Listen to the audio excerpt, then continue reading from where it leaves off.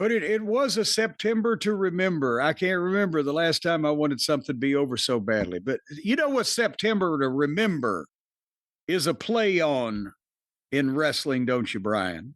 Well, for Tony Khan, I thought it would be November to remember the ECW pay-per-view, or a big event Well, then yes. pay-per-view.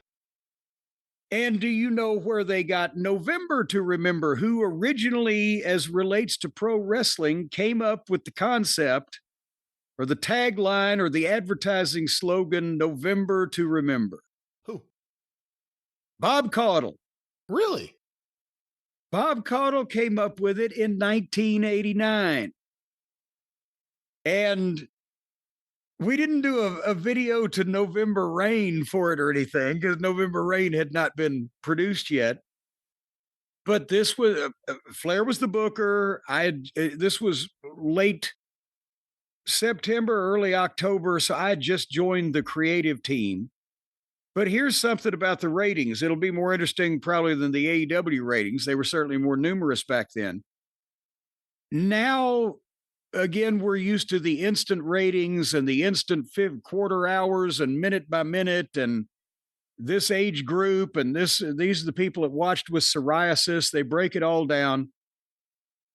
But those days, as we've talked about before in various ways, the ratings were more primitive. It wasn't computerized. It took longer or whatever. Well, one of the other ways it was different was, Brad, you know that advertisers pay the rates that the networks would set or the stations would set based on the ratings of the television programs, right?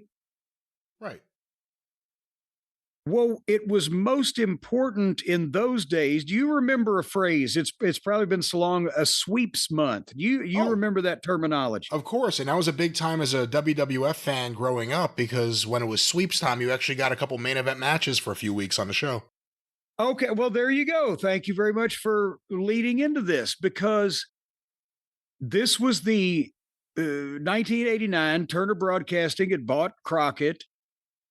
Dusty just booked the shows from week to week, and you had main events when you needed main events, and you know the drill. And people have seen the footage of the main events they had in the TBS studio or the matches they'd tape on the Crockett tours and the Bash or whatever.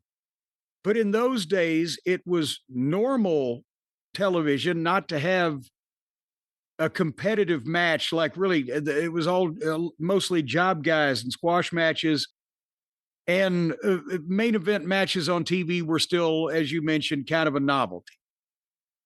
So as we were sitting there in one of the meetings somewhere with her, the information was conveyed to me that what the sweeps months back then were I think it was November, February, and May. Those were the months that the networks would schedule, like if they had a wedding on a sitcom or if they had some character was going to get killed on a drama show or whatever. A very special Too Close for Comfort. There you go. Because the ratings that they got for those specific months would determine the advertising rates for the next whatever period. So they tried to load the shows up, right? It was a work in television. So they wanted us to do something like that for November. It was sweeps month. So I sat down with the talent roster and to take my mind off being on the fucking plane one day and figured out a way that we could have for every one of our TVs in November, the Saturday night show, the Sunday night show. Was the Power Hour a thing yet? If it was, the Friday night show and both the syndicated shows for the month of November would each have a different competitive match involving talent on the full-time roster without giving away anything that we were trying to currently sell in the arenas. And then I pitched it to Flair and Kevin Sullivan. I said, here, this way we can advertise through the whole month. We're having a main event on every show. Okay, great. So we go into one of the production meetings and tell the announcers and, the other people involved in production what we're planning on doing. And Bob Caudle was sitting there And it's so simple, it's genius, but he had the old time broadcasting background where you did the stand-up commercials for soap in the middle of the program, right? And he said, "We can say it's going to be a November to remember." And then boom, that's it. That's what we called it. So Bob Caudle, not Paul Heyman, is responsible for the phrase November to remember. Do you remember that November better than this September? Oh, I don't know about that. Do you remember the 21st day of September?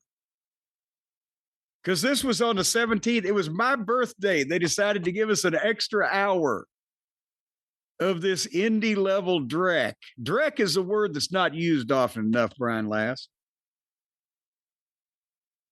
What do you think? That wasn't a question. I agree. I don't hear Drek used a lot. I don't hear that really ever. No.